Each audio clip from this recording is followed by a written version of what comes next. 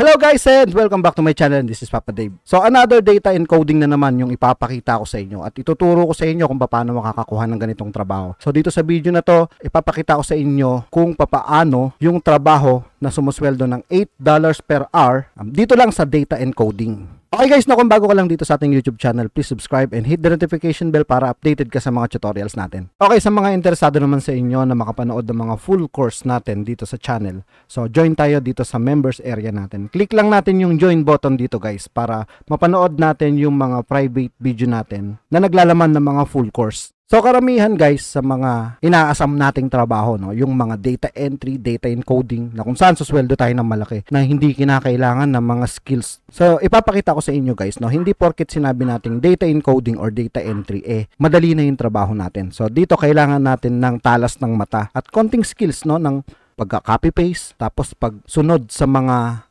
instruction ng mga client natin. So, ito yung sample ng trabaho na kung saan sumusweldo ako ng $8 per hour sa pag-encode lang ng mga data dito sa Google Spreadsheet or MS Excel. Okay, so dito sa trabaho na to guys, ito yung instruction ng client. So, kung makikita nyo rito, ang sweldo natin dito ay $8 per hour. So, ito yung instruction niya. So, sa mga newbie, masasabi natin na, sir, ang hirap, ano yung iyan, ano yung SKU, ano yung mga inventory na to. So, kaya kung makakapag-aral kayo ng product listing dito sa eBay dropshipping, matututunan nyo kung ano yung mga UPC, iyan, itong inventory list, itong mga Excel, matututunan nyo yan dito sa course na to. So, ang gagawin natin dito ay mag-i-encode tayo. So, ito yung pinaka-instruction niya. So, ipapakita ko sa inyo kung paano to ginagawa. Okay, so dito, kung makikita nyo, ang huling tinapos namin na trabaho dito ay itong M21042. So, ito yung white Excel. So, dito, makikita nyo yung UPC niya ay yung huli, no, 9992. So, ang gagawin ko naman, dito tayo sa kabilang sheet, nakalagay dito na M21042. So, dito na tayo sa susunod, no? Yung M21043. So, kung makikita nyo rito, ang pinapahanap dito ay yung color black, charcoal, at saka yung navy blue. So, ang gagawin natin ay hahanapin natin yung IAN number, no, neto. So, saan natin makikita yon? So, kagaya ng sa instruction, meron siyang mga IAN number. So, kung makikita nyo rito guys, nag-screenshot siya. So, bali pumapatak to na $1 point something per picture. Kasi $8 per hour tayo dito. So, eto na. Ang gagawin natin ay hanapin natin yung IAN number niya. So, meron pa siyang binigay na itong isang sheet na to. Kagaya dun sa instruction niya, no, lahat to ibibigay niya. Tapos, i-demo niya sa inyo kung paano ginagawa yung trabaho. So, dito, ang gagawin nyo lang, syempre, sa sobrang dami na ito, ay Control F natin at hahanapin natin yung 21043. Pag kinlik nyo yung find, yan, makikita nyo na rito. Ayan yung mga M21043. So, ang ipinapahanap sa atin ay no, black. So, itong IAN ng black na to, ayan, ito yung IAN number. So, kung makikita nyo dun sa pinakadulo, nakalagay dun IAN number. So, kukunin ko to, no, black. Tapos, ika-copy ko siya. Copy. Tapos, ipipaste ko siya dito sa kabila. Yan. Tapos, yung next, ang black ay small, medium, large, at XL. Copy.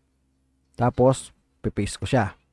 Next, ang ipinapahanap sa atin ay yung charcoal. Dito sa charcoal, makikita nyo rito, etong cha. Yan, etong cha. Charcoal yan, no? Small, medium, large, XL. Kukunin natin yung iyan niya. Yan. Right-click, copy. Or pwedeng Control C. Tapos, lalagay ko rito. Ipipaste ko siya dito. Tapos, kukunin ko din ito. Yung code niya, small, medium, large, XL. Copy. Tapos, ipipaste ko siya rito. Tapos, yung next, ang hinihingi niya, yung navy blue. Ito. Small, medium, large, XL din siya. So, kukunin ko rin yung iyan niya, no? Small, medium, large, XL. So, 4. Copy. Tapos, ipipaste ko dito yung charcoal. Tapos, kukunin ko itong pinaka-code niya. Small, medium, large, XL. Copy. Tapos, pipaste ko siya rito. So, baka magkakamali kayo sa mga ganito, no? Meron dito, no? M21040. Kaya dito, hindi porket encoder ang trabaho natin. Iisipin natin madali. So, dito maraming pasikot-sikot. Kailangan hindi tayo magkakamali. So, ngayon, anong brand? Makikita natin dito. Anong brand niya? Saan natin makikita yung brand? So, kaya nga, meron siyang ibinigay sa atin ng mga spreadsheet. So, makikita natin kung saan natin makikita yung link na yon. Saan na natin makikita yung brand or yung picture. So, kagaya nito, no? Dito pala sa kabila, no? dito makikita natin dito. So, hahanapin natin yung 43. Dito meron siya, no? 4310. Tapos, hahanapin natin yung pinaka picture niya. So, yan. Click natin to. Tapos, check natin dito. So, sabi mo, sir, paano mo nakita yan? Siyempre, bibigyan niya kayo ng instruction. Lahat ng mga client, bibigyan kayo ng instruction or mga sample video kung paano yung gagawin nyo. Aaralin nyo na lang siya.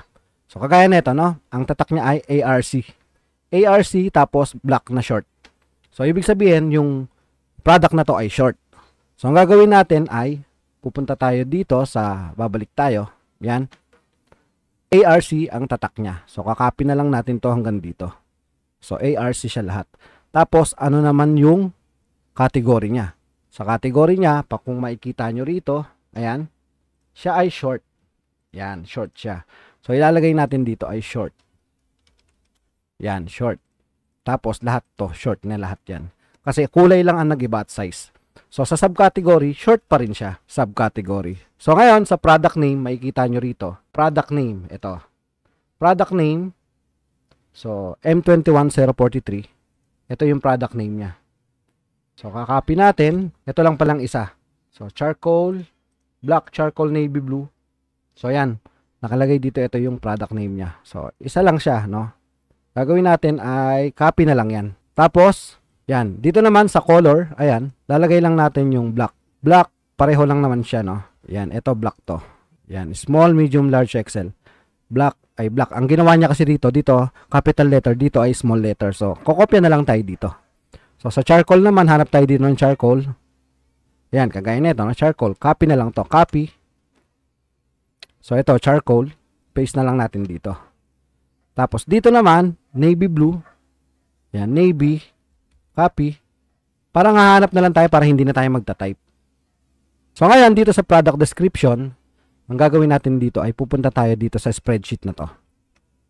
So, dito makikita natin yung product description dito sa bandang dulo. Itong body HTML na to, ito yung product description niya. So, hahanapin natin, ayan, equally perfect, nakalagay dito. Pag dinouble click nyo yan, mahaba siya.